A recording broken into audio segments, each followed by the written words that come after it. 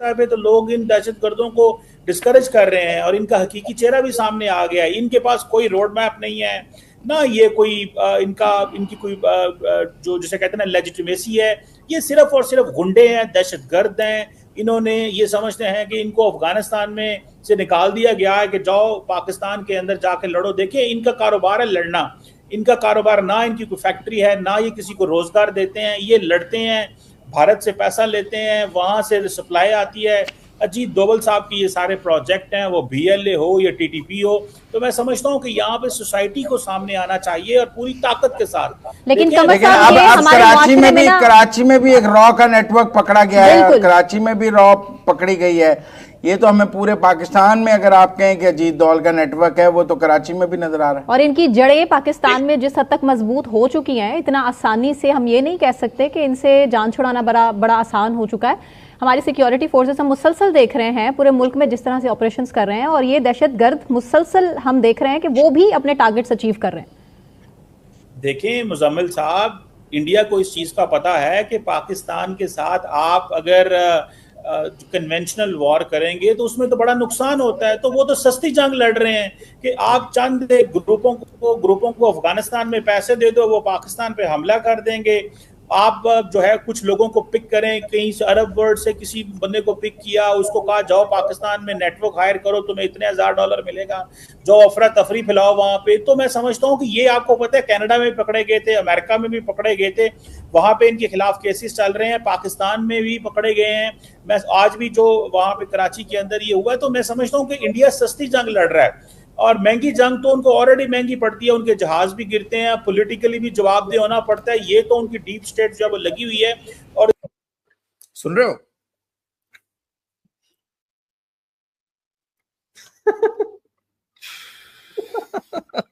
पहले तो इस मोटे गेंडे को बोलना चाहूंगा, बेटा ऐसा है तू कन्वर्ट हो गया है, पहले चीमा हटा दे पीछे से, नाम के पीछे से। अच्छा नहीं लगता। ये हमारे सिख भाइयों का सरनेम है, इसको निकाल यहाँ से। ये साले के सारे यार कन्वर्ट साले यार, मतलब नाम एक वाले रखे हैं अभी तक इन लोगों ने। डीसी वो भी छोड़ दो, चलो ठीक है वो भी छोड़ दो, वो तो हो गया। हो गया, आप क्या कह सकते हैं, तलवार के दम पे पहन लिया तो छोड़ो।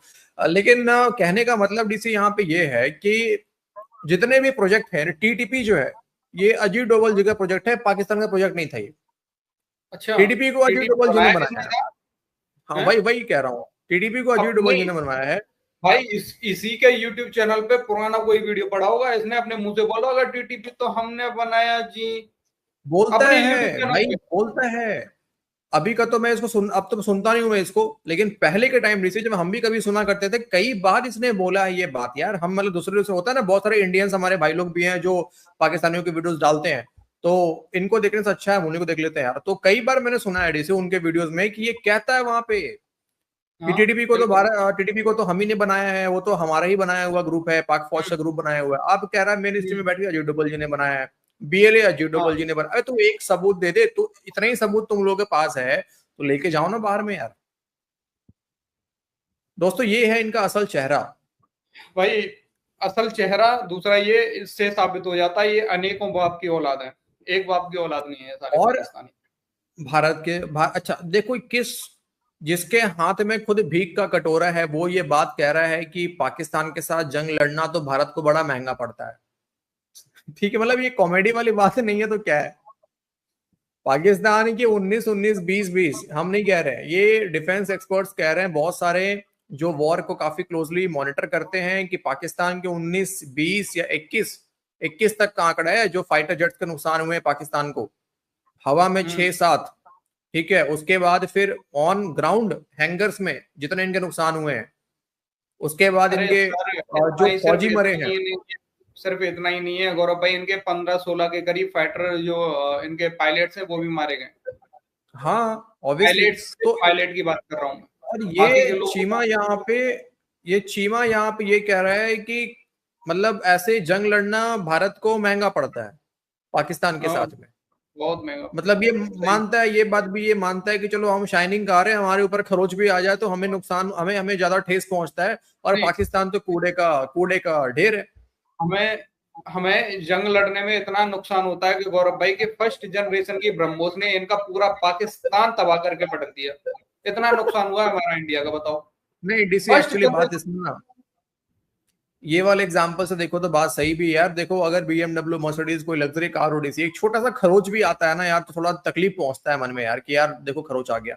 लेकिन डीसी जो कोड़े में लदा हुआ जो डंपर है जैसे पाकिस्तान है, जिसमें ऑलरेडी गंदगी है, महक रहा है, सड़ा हुआ, कोई टट्टी भी कर दे उसके ऊपर, उसको घंटा फर्क नहीं पड़ेगा।